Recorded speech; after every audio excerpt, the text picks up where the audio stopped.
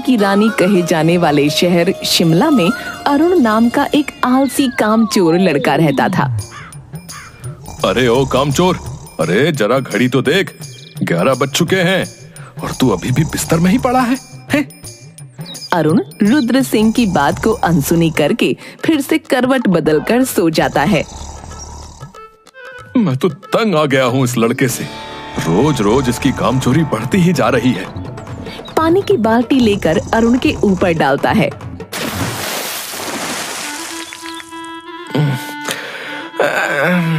क्या बापू सोने भी नहीं देते?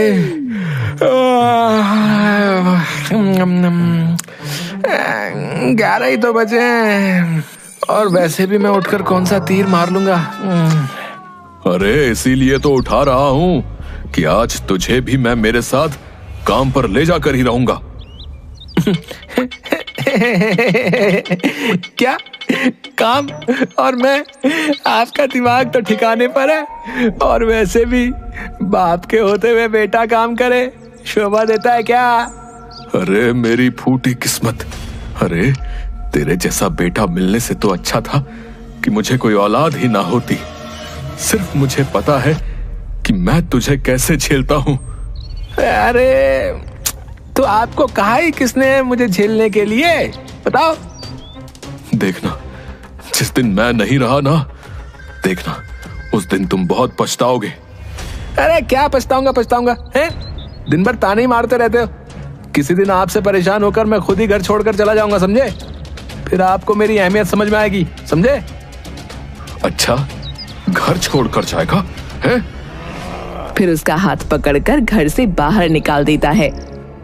अरे अरे अरे अरे क्या कर रहे हो? हैं? बुढ़ापे में सठिया गए हो क्या? हैं? तुझे घर छोड़कर जाना था ना, अब जा। और खबरदार, अगर मेरे घर में तूने एक कदम भी रखा तो तेरी टांगें तोड़ दूंगा मैं। ठीक है, तो मैं भी अब कभी भी आपके घर पर कदम नहीं रखूंगा। मुझे भी कोई जरूरत नहीं है तेरे जैसे निकम्मे बेटे की। जा, निकल जा मेरे घर से, और कभी मुझे अपनी शक्ल भी मत दिखाना, समझा? फिर अरुण गुस्से में वहां से चला जाता है। अब मैं कभी भी उस खूबसूरत बुढ़े के घर पर नहीं जाऊंगा, चाहे जमीन आसमान एक ही क्यों ना हो जाए। अब मैं इतनी दूर चला जाऊंगा कि वो बुढ़ा चाहे तो भी मुझे नहीं ढूंढ पाएगा। पर उन्हें मेरे होने ना होने से क्या फर्क पड़ता है? उन्हें तो अपने काम से ही मतलब है। और वैसे भी मैं अब तंग आ चुका था उनकी रोज रोज की चिक चिक से। अच्छा ही हुआ उन्होंने मुझे घर से बाहर निकाल दिया, नहीं तो किसी दिन मैं ही भाग जाता। अरुण चलते चलते गांव से कुछ दूर जो पहाड़ी थी वहां पर पहुंच जाता है और एक पेड़ के नीचे जाकर बैठ जाता है। आहा, क्या नजारा है। अब मैं बस यहाँ आराम कर सकता हूँ और मुझे कोई भी परेशान नहीं कर सकता। फिर अरुण उस पेड़ के नीचे सो जाता है। थोड़ी देर सोने के बाद उसे भूख लगती है और तभी पहाड़ी पर उसे कुछ लोगों की आवाज सुनाई पड़ती है। ओ तेरी, ये लोग यहाँ मेरी नींद खराब करने क्यों आए हैं? और इतने सारे लोग। अरे भाई, अरे ओ भाई, तुम यहाँ क्या कर रहे हो? अरे भाई, मैंने इस जगह का बड़ा नाम सुन रखा था। यहाँ पर हर रोज बहुत से लोग आते हैं, तो मैंने सोचा कि क्यों ना आज हम भी घूमने चले। क्या यहाँ पर इतने सारे लोग हर रोज आते हैं और मुझे कानों कान खबर नहीं? खैर मुझे क्या, अभी तो मुझे बहुत तेज भूख लग रही है। फिर वो इधर उधर खाने की तलाश में जाता है। अरे भैया, एक गर्मा गर्म समोसा और आधा किलो जलेबी बांध दो। हाँ, ये लो भैया, आपके 100 रुपए हुए। अरे पर पैसे तो मेरे पास नहीं है। अच्छा, पैसा नहीं है, हैं? ये दुकान क्या तेरे अब्बा की है, हैं? जो तू मुफ्त में खाने आ गया बे? अरे भैया, मेरे तो अब्बा भी मुझे मुफ्त में खाना नहीं देते। अरुण वहां से चला जाता है और फिर थोड़ी दूर जाकर उसे एक घर दिखाई देता है।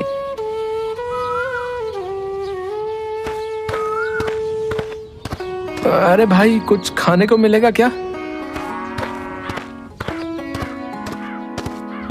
अरे ओ, भीख मांगनी है तो कहीं और जाकर मांग।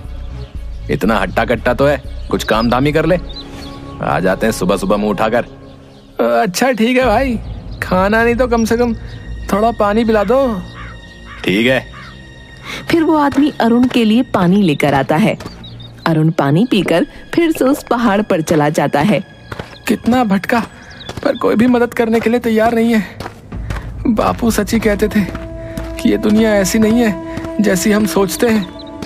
यहाँ जब तक किसी को काम नहीं पड़ता तब तक कोई किसी की मदद नहीं करता। एक दो दिन वो ऐसे ही बिना खाए पिए रहता है। आज तो 2 दिन हो गए, पेट में कुछ भी नहीं गया। अगर आज और मैंने कुछ नहीं खाया तो मैं तो बिना मौत से ही मर जाऊंगा।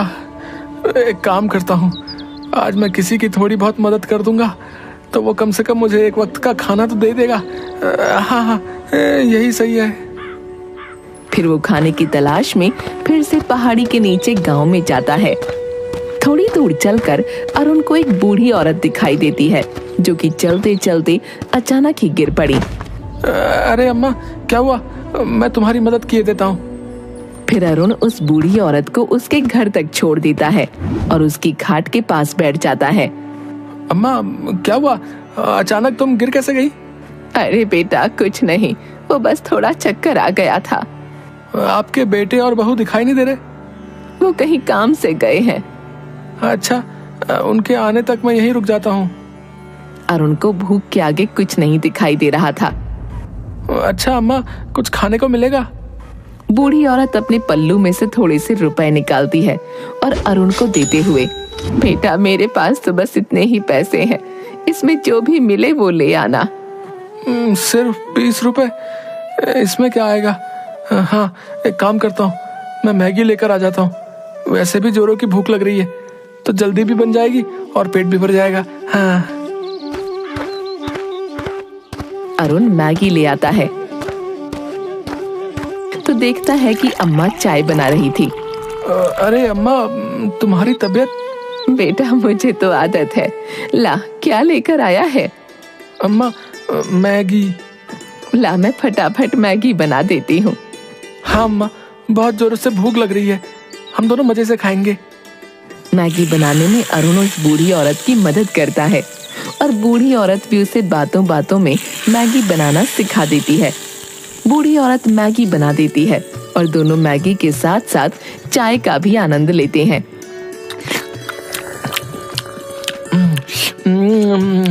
अरे वाह अम्मा, क्या मैगी बनाई है। ऐसी मैगी तो मैंने आज तक नहीं खाई। फिर दोनों मजे से चाय और मैगी खाते हैं। अरुण 1-2 दिन उस औरत के पास रहकर उसकी सेवा करता है। अगले दिन, अच्छा अम्मा, अब आप ठीक तो है ना? हाँ बेटा, अब मैं बिल्कुल ठीक हूँ। अच्छा तो अम्मा, अब मैं चलता हूँ। रुक जा बेटा, जाने से पहले मैं तुझे कुछ देना चाहती हूँ। क्या अम्मा? औरत उसके संदूक में से एक डिब्बा निकालती है। ये ले बेटा, इसमें एक खास तरह का जादू मसाला है। इसे बस चुटकी भर किसी भी व्यंजन में डालेंगे तो उसका स्वाद 4 गुना बढ़ जाएगा। अच्छा ठीक है अम्मा, अपना ध्यान रखना, अब मैं चलता हूँ। अरुण फिर से उस पहाड़ी पर चला जाता है।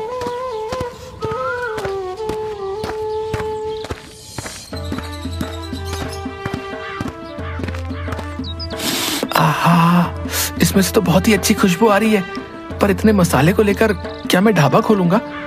हाँ, ये तो बहुत ही अच्छा आइडिया है, पर ढाबा किस चीज का खोलूं? वैसे भी मुझे तो कुछ बनाना ही नहीं आता। अरे हाँ, अम्मा ने मुझे मैगी बनानी सिखाई तो थी, और वैसे भी उसमें ज्यादा मेहनत भी नहीं होती, और यहाँ आसपास कोई मैगी की दुकान भी नहीं है। हाँ।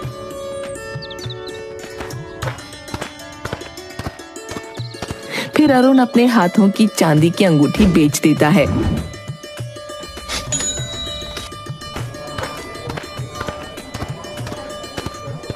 और आसपास से कुछ लकड़ियां और टेंट का जुगाड़ करके पहाड़ पर एक चाय और मैगी की दुकान खोल लेता है। अरुण की दुकान पर एक आदमी आता है। अरे भाई, 1 प्लेट चाय मैगी लगा ना? अरे हाँ, अभी लगाता हूँ।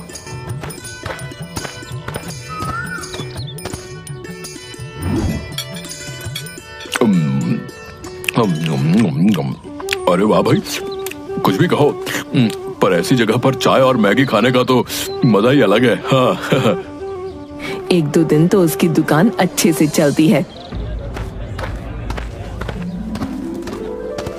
पर तीसरे दिन अचानक बहुत तेज हवा चलने लगती है और उसका टेंट उड़ जाता है। अरे अरे अरे मेरा टेंट। फिर अगले दिन वो ऐसे ही खुले आसमान में अपनी दुकान डाल लेता है। अब हवा आए तो आने दो, मुझे कोई फिक्र नहीं, ना टेंट उखड़ने की समस्या और ना ही कुछ। अचानक से घने बादल छा जाते हैं और बारिश शुरू हो जाती है। अरे थोड़ी देर पहले तक तो मौसम पूरा साफ था, अचानक बारिश मेरा पूरा खाना खराब कर दिया। हे प्रभु, ये कौन सी परीक्षा ले रहा है तू? कहाँ मैं ऐशो आराम से अपनी जिंदगी जीता था और अब एक एक पैसे के लिए तरसना पड़ रहा है। फिर वो अपना बचा खुचा सामान लेकर पास ही के घर में मदद मांगने पहुंच जाता है।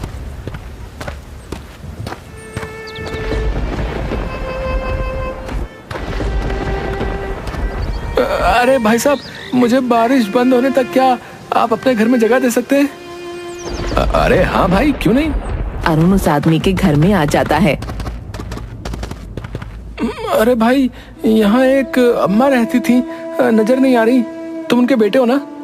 हाँ हाँ भाई, पर तुम उन्हें कैसे पहचानते हो? कुछ दिन पहले उनकी तबीयत खराब हो गई थी, तो मैं एक दो दिन उन्हीं के पास रहा था। अच्छा, तो वो तुम ही थे जिसने मेरी माँ का इतना ध्यान रखा था। गांव वालों ने मुझे बताया तो था। हाँ, कहाँ है अम्मा? मुझे उन्हें कुछ बताना है। और उनकी तबीयत तो ठीक है ना? अम्मा, ओ अम्मा। अब तुम चाहकर भी उन्हें कुछ नहीं बता सकते। कुछ दिन पहले ही उनका देहांत हो गया। क्या देहांत हो गया? मैं किसी काम से बाहर गया था और जब वापस आया तो अगले दिन ही अम्मा की तबीयत बहुत ज्यादा खराब हो गई और आसपास के लोगों ने मुझे तुम्हारे बारे में बताया था। मैंने तो सोचा ही नहीं था कि मैं तुमसे मिल भी पाऊंगा या नहीं, पर तुम यहाँ पहाड़ी पर क्यों रहते हो और कहां से आए हो? अरे वाह, आइडिया तो तुम्हारा बहुत अच्छा है। वैसे भी यहाँ पर बहुत से लोग आते जाते रहते हैं और आसपास कोई मैगी की दुकान भी नहीं है, तो दुकान तो तुम्हारी बढ़िया चलेगी। तभी उस आदमी की छोटी सी बेटी वहाँ आ जाती है। पापा पापा, मुझे भी मैगी खानी है। अरे बेटा, अब इतनी बारिश में मैं तुम्हारे लिए मैगी कहाँ से लेकर आऊं? अरे भाई साहब, मेरे पास जो है थोड़ी सी मैगी बची है, आप इस बच्ची को वो खिला दीजिए। पापा, आप भी खाकर देखिए। फिर वो लड़की अपने पापा को भी मैगी खिलाती है। अरे वाह, ऐसी मैगी तो मैंने आज तक कभी नहीं खाई। अरे भाई, अब तो तुम्हारे यहाँ मेरे रोज ही आना जाना होगा। नहीं नहीं भाई, अब मैं कुछ नहीं करने वाला, बस बहुत हुआ। मैं कितनी भी कोशिश करता हूँ, पर इस पहाड़ पर दुकान टिकती ही नहीं। अरे नहीं भाई, मैं सच कहता हूँ, ऐसी मैगी तो पूरे शहर भर में नहीं मिलेगी। तुम कहो तो मैं तुम्हारी कुछ मदद कर देता हूँ। वैसे भी तुमने मेरी माँ की बहुत सेवा की थी।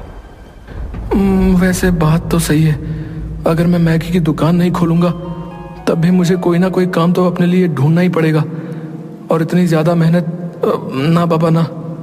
एक काम करता हूँ, इसकी बात मानकर पैसे ले लेता हूँ और एक छोटी सी दुकान खोलकर अपना काम आगे बढ़ाता हूँ।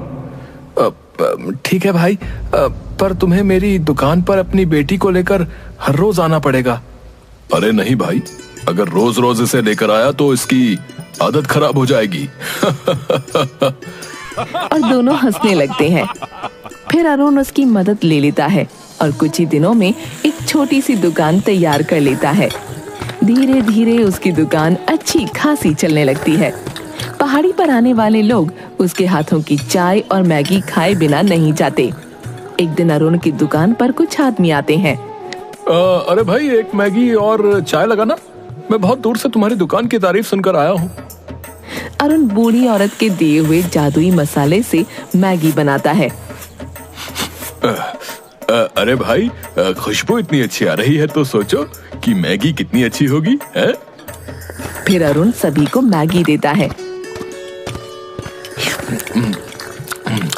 अरे वाह भाई, जितना सुना था ये मैगी तो उससे भी ज्यादा स्वादिष्ट है भैया। अगले महीने मेरी बेटी का बर्थडे है, तो मैं उसके जन्मदिन पर भी तुम्हारे हाथ की मैगी का स्टॉल लगवाऊंगा। हाँ। अरुण खुश हो जाता है।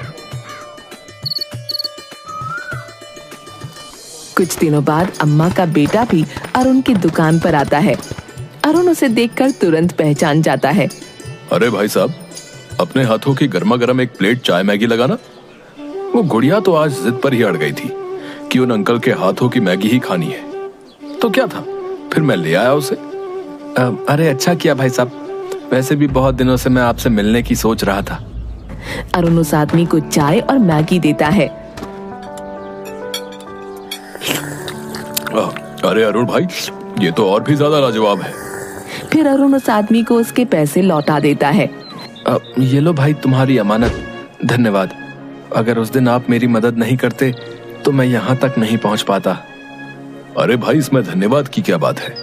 आपने मेरी माँ की इतनी सेवा की, तो इसके आगे तो मेरी मदद कुछ भी नहीं। अरुण की दुकान अब आसपास के गांव में फेमस हो गई थी।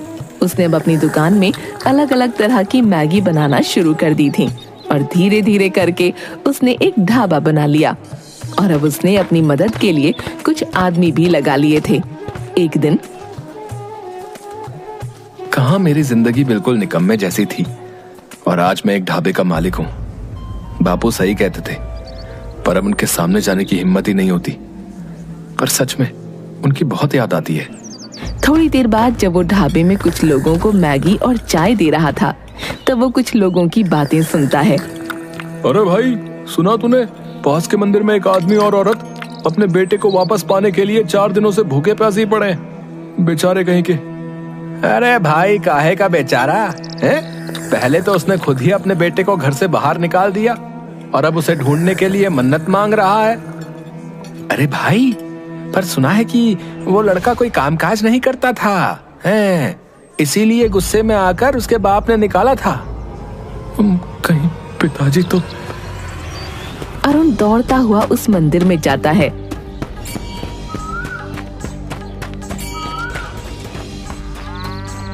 मंदिर में पहुंचकर एक आदमी औरत को देखता है जो कि भूखे प्यासे मंदिर में बैठे थे। अरुण अपने पिता के पास जाकर उन्हें गले से लगा लेता है। रुद्र सिंह और अरुण दोनों की आंखों में आंसू होते हैं। रुद्र सिंह खड़ा होकर अरुण को गले से लगा लेता है। मुझे माफ कर दे मेरे बच्चे, मैंने तुझे दर बदर की ठोकर खाने के लिए घर से बाहर निकाल दिया। नहीं बापू, अगर उस दिन आप मुझे नहीं निकालते तो मैं इतने बड़े ढाबे का मालिक ना होता। मुझे माफ कर दो बापू, मैंने आपकी बात नहीं मानी। क्या ढाबे का मालिक? हाँ बापू, मैंने पहाड़ पर एक मैगी का ढाबा खोला है। और फिर रुद्र सिंह को सारी बातें बताता है। मैंने तुझे कहां कहां नहीं ढूंढा। चल अब घर चल। अरे बापू, पर आप पहले मेरे ढाबे पर तो चलिए। फिर अरुण अपने माँ और बाबा को ढाबे पर लेकर जाता है।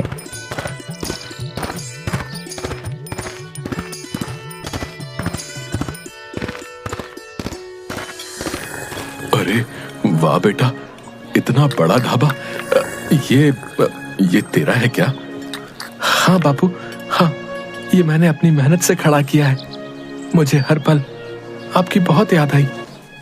फिर रुद्र सिंह अरुण को गले से लगा लेता है। मुझे तुझ पर गर्व है मेरे बच्चे। अब चल, घर चल। तेरे बिना घर जैसे काटने को दौड़ता है। हाँ, देख कितना दुबला हो गया है।